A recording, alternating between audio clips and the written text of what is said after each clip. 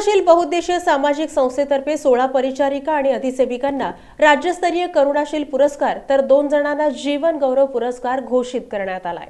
शनिवारी 13 डिसेंबर रोजी सायंकाळी 4:30 वाजता शिंदे चौकातील शिवस्मारक सभागृहात हा कार्यक्रम होणार आहे।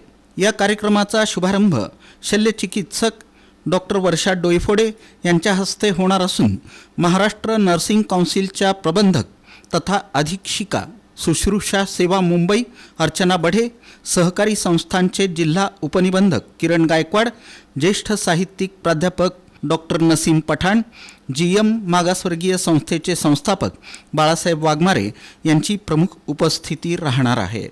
या कार्यक्रमात नर्स एज्युकेटरच्या सेवानिवृत्त प्राचार्या डॉक्टर सरोज उपासनी आणि DY पाटील कॉलेज ऑफ नर्सिंगच्या निवृत्त प्राचार्या डॉक्टर स्वाती वीरेश्वर कांबळी यांना जीवन गौरव पुरस्कारानं सन्मानित करण्यात येणार आहे। सन्मानचिन्ह, मानपत्र, शाल, बुके आणि भारतीय संविधानाची प्रत असं पुरस्काराचं स्वरूप आहे। पुरस्काराचं यंदाचं 23वे वर्ष आहे। कोरोना काळ वगळता हा पुरस्कार सोहळा अखंड सुरूच आहे। पुढील 2 वर्षात रौप्य महोत्सवानिमित्त विशेष कार्यक्रम घेण्याचं नियोजन आतापासूनच सुरू केल्याचंही आशुतोष नाटकर यांनी सांगितलं। पुरस्कार प्राप्त 16 परिचारिका अधिसेविका यांची नावं याप्रमाणे: सुमित्रा गोरे भाकरे धाराशिव, गायत्री म्हात्रे रायगड, संगीता पवार दुबे पुणे, वैशाली राऊत मुंबई, मंजुषा तिवारी नागपूर, गोदावरी कोकाटे मुंबई, विद्या जाधव पुणे, दिलशाद उस्मान सय्यद सोलापूर, जयमाला सामसे मुंबई, मीना दैवज्ञ लातूर, जया जमादार राज्य कामगार विमा रुग्णालय, विजयमाला बेले संभाजीनगर, महेश्वरी तुप्पत धनराज गिरजी रुग्णालय, Varsha Chaure Pune, Simon Dolare civil hospital.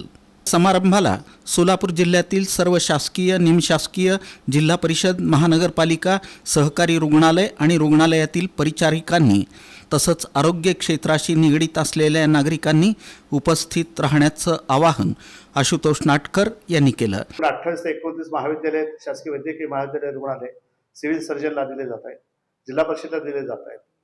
हे सगळं देत असताना त्यांच्याकडनं जे नावं येतात आम्हाला, त्या नावामधून 30-35 नावं येतात। त्याच्यातून असं नाही की पटकन द्यावं, त्याच्या अधिष्ठाताला त्यांच्या मेंटरला फोन केलं जाते की तुमच्याकडे नावं आलेली आहेत, या तारखेला तुमच्याकडे मुलाखतीसाठी आम्ही येणार आहोत।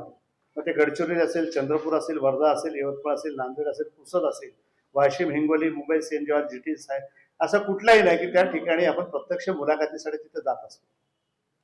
मुलाखतीमध्ये काही त्यांना प्रश्न विचारले जात आहेत,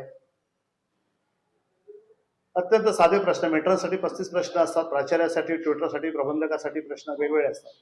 जर आमच्या मुलाखत घेतल्यानंतर आमच्या प्रश्नाची उत्तरं जर त्यांनी दिली तर निश्चितच त्याचा आपण विचार करतोय, नाही तर पुढचं जातोय।